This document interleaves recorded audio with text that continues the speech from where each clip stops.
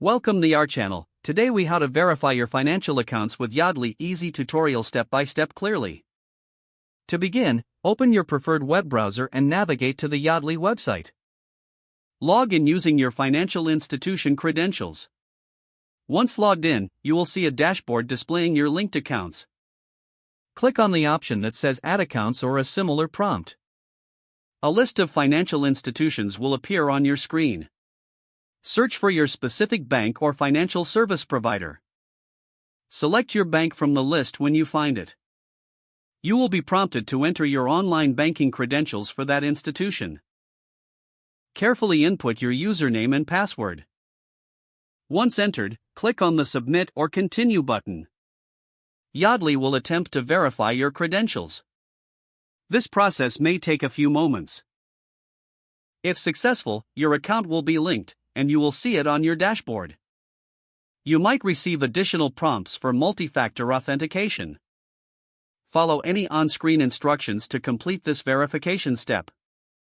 After all accounts are linked, you can view your financial information in one consolidated place. If you encounter any issues, double-check that your credentials are correct. You can also visit Yodlee's support page for troubleshooting tips. That concludes the process for verifying your financial accounts with Yodlee. Now you can manage your finances more effectively using. If the page does not load, refresh the browser or try again in a private or incognito window. Make sure you are using the correct email address, then retype it carefully to avoid small typos.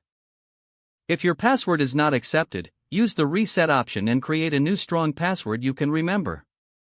Check your spam folder for verification or security emails, then complete any requested confirmation steps. Enable two-factor authentication if available to improve account security and reduce unauthorized access risk. After signing in, review your profile details so your contact information and settings are accurate and current.